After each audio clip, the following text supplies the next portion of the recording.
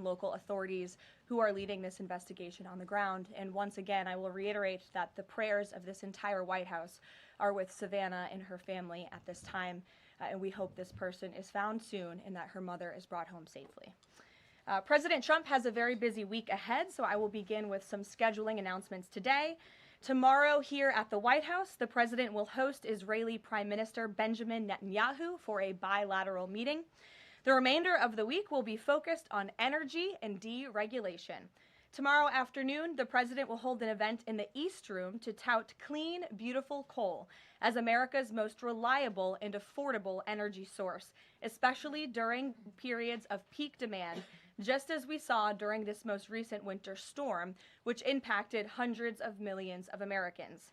The president will discuss how clean, beautiful coal is not only keeping the lights on in our country, but also driving down the cost of electricity across the country as well.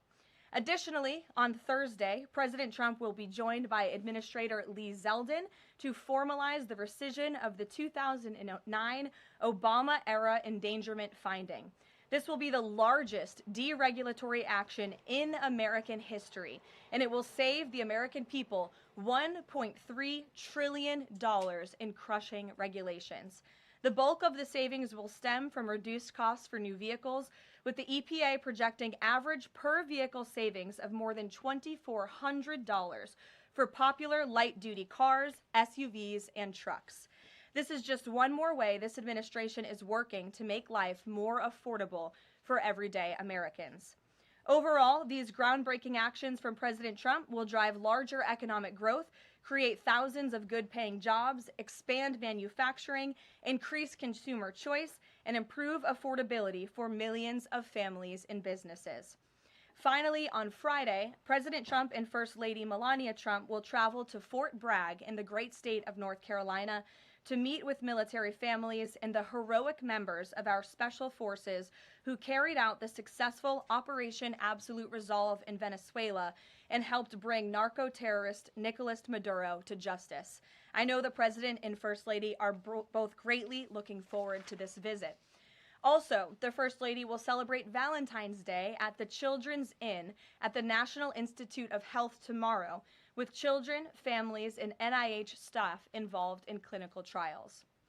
In other news this week, thanks to President Trump signing the largest middle-class tax cut in history, this is shaping up to be the biggest tax refund season ever, and we are in it now. President Trump and Republicans fundamentally believe that Americans deserve to keep more of their hard-earned money, not less, which is why he fought so hard to deliver this long overdue relief.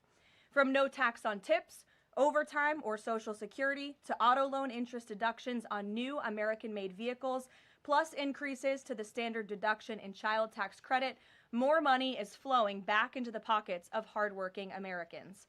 We're already hearing from everyday Americans across the country who are reporting substantial tax savings thanks to the Working Families Tax Cut, which every single Democrat in Congress voted against. AMAC, which represents millions of Americans, has heard directly from more than their 1,000 members already about how the Trump tax cuts are easing cost of living concerns. I wanted to share a few of those powerful responses with you today. This one comes from Dean and Wendy in Wisconsin, who says, quote, "Instead of paying out $3,700 last year, we got back $2,500 in refunds this year. This is huge for our family." Steve from California said, quote, "The new senior citizen deduction is a tremendous relief and has given us peace of mind and the freedom to truly enjoy the retirement years we worked so hard for." Eric from Nevada said, "As a senior, no tax on Social Security helps me tremendously. The no tax on tips helps my daughter-in-law as a waitress. The no tax on overtime helps my son, who works constantly. Our family savings from the One Big Beautiful Bill could total even more than $5,000. We love the Trump tax cuts." These are just a few positive examples of the everyday Americans that President Trump's tax cuts are uplifting. We'd love to hear more from the American people across the country who are benefiting from the Working Families tax cuts. The White House is also pleased to share that parents across the country can now officially apply to open a Trump account for their child. In order to apply, parents can visit trumpaccounts.gov and fill out the IRS form 4547. These Trump accounts are special investment accounts aimed at providing American children with a jump start on building wealth for life. They have all the tax advantages as a traditional IRA account, but are specifically tailored to build wealth the moment a child is born. Thanks to President Trump, every child born between January 1st, 2025 and December 31st, 2028 is eligible to receive $1,000 from the U.S. Treasury to fund their account. Parents, guardians, and even nonprofits can then contribute up to $5,000 per year. Employers can also contribute up to $2,500 per year per employee. President Trump believes there is no better investment than investing in our nation's children. If you are a parent who maximizes contributions to your child's Trump account, its projected value could reach nearly $1.1 million by the time your child turns 28 years old, based on average historical stock market returns. Safe to say, the Trump accounts will give a substantial head start to position the next generation for a brighter future. And with the stock market exploding under President Trump's pro-growth policies, there has never been a better time to sign up for an investment account like this. The Dow Jones just shattered 50,000 for the first time ever on Friday, and the S&P 500 and the NASDAQ continue smashing record after record. So with President Trump in charge, Americans' 401ks and retirement savings are booming once again, and these new Trump accounts for America's kids will boom too. So with that, once again, every parent should go to trumpaccounts.gov today, and I'm going to put it on my own personal to-do list to sign up for one as well. With that, I will take your questions. Karoline Downey from the National Review is here. Thank you for being here, and why don't you kick us off? Thank you for having me.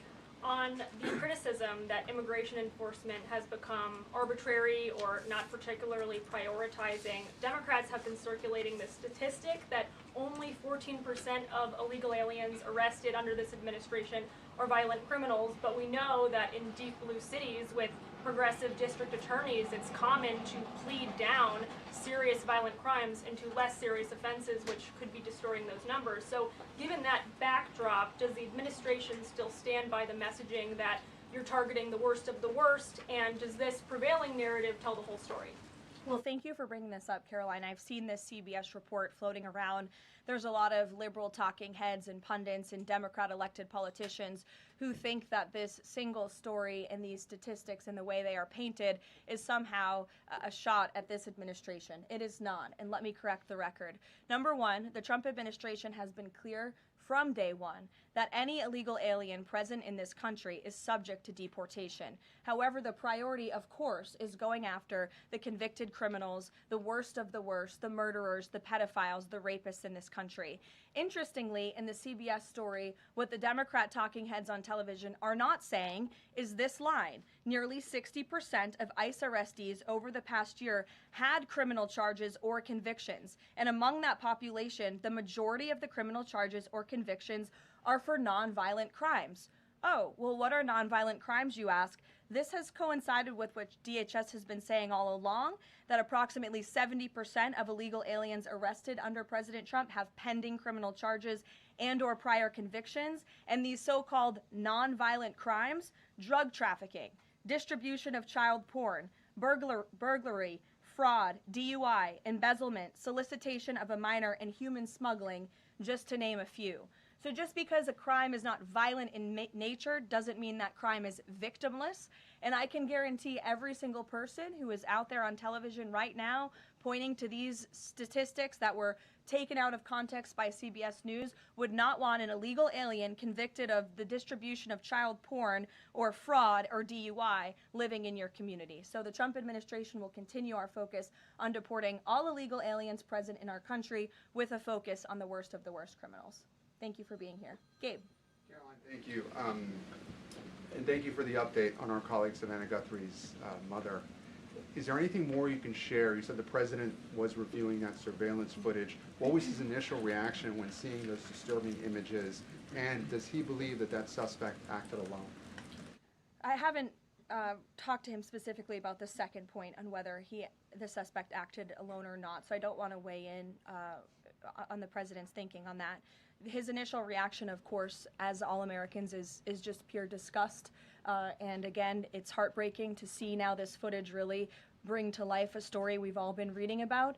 And again, we're just praying for the safety of Nancy Guthrie and that she will return home soon. And the president directed me to please encourage all Americans with any information to call the FBI, and we hope that this case will come to a positive resolution as soon as possible. We, of course, have a lot to talk about in a completely separate topic. I was hoping you can clarify something that's come up over the last several days, again, regarding a separate topic, in the Epstein files. According to newly released files, the president had a conversation with the Palm Beach police chief in the early 2000s, according to the police chief in 2019. The president has gone on record before, and he's told reporters that he said that he had no idea about Jeffrey Epstein's crimes. During this conversation with the police chief, however, he did say, according to this recounting of it, that thank goodness you're stopping him. He also called Karoline Maxwell evil. So my two questions are, did that conversation with the Palm Beach police chief happen? And can you explain the discrepancy? What I will say is that the president has always remained consistent, and that he kicked Jeffrey Epstein out of his club at Mar-a-Lago because, frankly, Jeffrey Epstein was a creep. And unlike many other people who are named in these files, President Trump cut off his relationship with Jeffrey Epstein and was honest and transparent about that for years and years. And so I think what the president has said all along has always remained true. And the release of more than 3 million documents related to Jeffrey Epstein and his heinous, disgusting crimes just shows the level of transparency that this president and administration has committed to in bringing these files to light. But did he call the chief in 2006? Karoline, did he call the chief? Look, it was a phone call that may or may not have happened in 2006. I don't know the answer to that question. What I'm telling you is that what President Trump has always said is that he kicked Jeffrey Epstein out of his Mar-a-Lago club because Jeffrey Epstein was a creep, and that remains true. And this call, if it did happen, corroborates exactly what President Trump has said from the beginning. And I'm sure many of you, when you read that alleged FBI report, probably thought to yourself, wow, this really cracks our narrative that we've been trying to push about this president for many years. So we're moving on from that. Reagan. Thanks, Caroline. I want to ask you about the SAVE Act. NBC reported that there's some hesitation among House Republicans on adding absentee ballot restrictions into the SAVE Act. Can you explain what the hesitation is among House Republicans and also just provide a status of negotiations with Congress on the legislation? Sure. I can't speak for House Republicans, Reagan. I can obviously speak for the president, who is quite possibly the strongest supporter of the Save America Act, which, as you know, would require proof of citizenship to register to vote. It would require proof of identification, a photo identification before casting a ballot. And it would also ensure that there are exceptions made. I think that's what you're alluding to with these conversations with House Republicans for reasonable requests, of course, for our military, for individuals who are disabled and cannot make it to the polls. Those are reasonable, common sense things that I believe House Republicans are discussing amongst themselves. But as for the president, he's been very clear. He wants House Republicans and Democrats, too, if they were politically wise, to pass this legislation, for the Senate to pass it, to send it to the president's desk so it can be signed into law.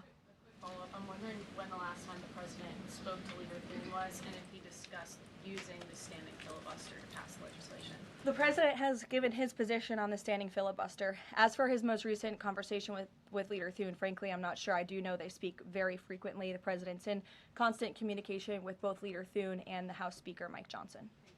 Stephen, I see we switched up our seating chart. Your direct line of sight now. Congratulations. Thank you to the Correspondents Association for recognizing the New York Post's reach. I've got two questions for you, one about the Guthrie case and then another about infrastructure. On the Guthrie case, does President Trump have a warning to the culprits here about what would happen to them, what federal consequences they would face if they do not release Nancy Guthrie unharmed? I think anyone who was involved in this depraved crime, this abduction, of course, we want to be seen held to the fullest extent of the law possible. And on infrastructure, can you explain why President Trump asked Chuck Schumer to help him rename Penn Station and Dulles Airport after himself? Why is he interested in having his name on those two buildings? And why are the Gateway Tunnel funds the proper point of pressure to get that to happen? To your first question about the renaming, why not? It was something the president floated in his conversation with Chuck Schumer. As for the funding, the president has addressed that separately himself. Danny. Thanks. Today, the vice president's account posted and then deleted a tweet about the Armenian genocide. And then last week, President Trump's Truth Social account posted and then deleted a racist video about the Obamas. And the White House again blamed that on a staffer. I wanted to ask you, does the White House have a social media problem at the moment? Do you have an auto-posting problem that's leading to these mistakes? No. As for the Armenian tweet that you're referring to, I would just refer you back to the White House's message that was issued on Armenian Remembrance Day, and there's been no change of policy at this time. Mary? Thanks, Caroline. When the president goes to Beijing in the spring, does he have plans to try and advocate on behalf of Jimmy Lai, who was just sentenced to 20 years yesterday? This is something I've heard the president advocate for both publicly and privately. I had the honor of being in that meeting with President Trump and President Xi in South Korea that took place, and this was brought up by the president himself. It is important to him, and he looks forward to visiting China in April. Go ahead. Thanks, Caroline. So some Republican lawmakers from Nebraska have said they're worried that the Argentinian beef executive order will sideline some American ranchers. How will the Trump administration make sure prices go down for consumers without harming those ranchers? Of course. Well, both things can happen at the same time. That's the president's belief. He wants to see prices come down. In fact, I just overheard him on the phone with Secretary Rollins. They were talking about something different, but he's always saying we got to make sure that prices continue to come down. As you know, Secretary Rollins successfully did that with respect to egg prices. Beef prices are coming down slightly, and the president wants to see that continue. He believes that a minor import to the country with cattle might be a short-term solution with respect to bringing down prices, but of course protecting our American cattle and rancher industry is a priority for the president, and he's in touch with those stakeholders. We've had them here at the White House a few times in recent months to discuss this issue directly. John. Thanks a lot, Caroline. Yesterday, the president on social media threatened to block the new Gordie Howe Bridge, which would connect Detroit to Canada. This is a bridge that was fully paid for by Canada. It used American labor to construct it. It used American steel to construct that bridge. The president in 2017 was actually in favor of this bridge, part of a joint statement that he put out when he met with the Canadian Prime Minister. Why has the president changed his mind as it relates to this bridge? I think the president was very clear and direct in his truth, John, but just to reiterate, the fact that Canada will control what crosses the Gordie Howe Bridge and owns the land on both sides is unacceptable to the president. It's also unacceptable that more of this bridge isn't being built with more American-made materials, even more so than what President Barack Obama committed to with the Canadians at the time, at the start of the project. He also believes that the U.S. should own at least half of the bridge, have shared authority over what passes across it, and participate in the economic benefits generated by its use. This is just another example of President Trump putting America's interests first, and so he made that very clear in his call with Prime Minister Carney earlier today. Phil. Thank you, Caroline. Sure. DHS Secretary Kristi Noem just posted a photo of herself signing the last contract for steel to build a border wall between Laredo, Del Rio, and Big Bend, Texas, among reports that construction had stalled. Is the president satisfied with the pace of construction? The president wants to make sure that the full border wall is built as quickly as possible, of course. I know this is a priority for him dating back to 2016, and so absolutely he wants to ensure that the border wall is built under budget and ahead of schedule is how President Trump likes to view building projects, and that includes the border wall. Satisfied with the pace of construction thus far? I think the president is never satisfied. He always wants to ensure that things are moving along as quickly as possible, but I know Secretary Noem is on it, and she's doing a great job. Thank you, Caroline. You're welcome. Sure, go ahead. Thank you. Charlie. On the Nancy Guthrie case, is the president satisfied with the federal and local investigation so far? And has there been any more contact from the White House or the president with the family? I don't think anybody will be satisfied until this case is brought to a close and until Nancy Guthrie is returned home safely with her loved ones. And about the White House contacts, has the president contacted the family since? Not since that initial phone call. Sure, Tamara. Thank you. The National Governors Association is removing a meeting with President Trump from his agenda because only Republicans were invited. Is the White House reconsidering inviting Democrats, or do you think Republicans are still going to show up? Where does that stand now? No, look, I just spoke with the president about this. It is a dinner at the White House. It's the people's house. It's also the president's home, and so he can invite whomever he wants to dinners and events here at the White House. I believe Governor Moore was invited last year, and he did not show up to the dinner last year. Nobody reported on it. But again, the president has the discretion to invite whomever he wants to the White House, and he welcomes all those who received an invitation to come. And if they don't want to, that's their loss. And on Ghislaine Maxwell, is the president going to rule out a pardon for her in her deposition yesterday? Her legal team seemed to be making a case, again, for a pardon from the president. Again, this is not something I've discussed with the president recently because, frankly, it's not a priority. He's focused on many of the issues that the American people are dealing with and providing solutions to those issues. So I haven't spoken with him recently. Last time we did speak about it, he said it's not something he's considering or thinking about. Go ahead, Bloomberg. Thanks, Karoline. Secretary Lutnick today was testifying on the Hill, and he said that he had visited Epstein's Island in 2012 with his wife and children. And that's after he said that he had cut ties with Epstein, and Justice Department documents show that he was in contact with Epstein through 2018 over messages. So does the White House stand behind Secretary Lutnick right now, or given what he has said today, has there been any shift in how the White House is viewing Secretary Lutnick's performance? No, Secretary Lutnick remains a very important member of President Trump's team, and the president fully supports the secretary. I will just point out that there are a lot of wins in the news this week that people in this room have not asked about because you continue to ask questions about the same subject, so let me point them out for you. Again, on Friday, the Dow shattered 50,000 for the first time ever. This week, the American Society of Plastic Surgeons came out in opposition to gender mutilation surgeries for children. They are the first major medical group to do so.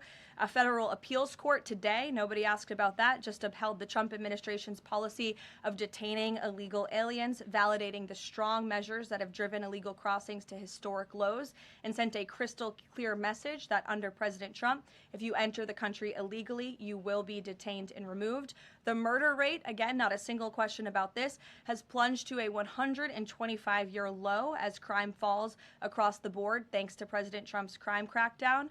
We also saw this week national median rents have fallen to a 4-year low following 6 consecutive monthly declines, and mortgage affordability has surged to a 4-year high. Home ownership is the core foundation principle of the American dream, and I will repeat that mortgage affordability this week surged to a 4-year high, but not a single mention of that in this briefing room today. And again, this came out last Friday, but for an unprecedented 9th straight month, there were 0 illegal border crossings at the southern border. So we're going to get back to business. The president is very busy today, and you will see him all tomorrow at the event in the East Room touting his administration's energy policy. Thank you.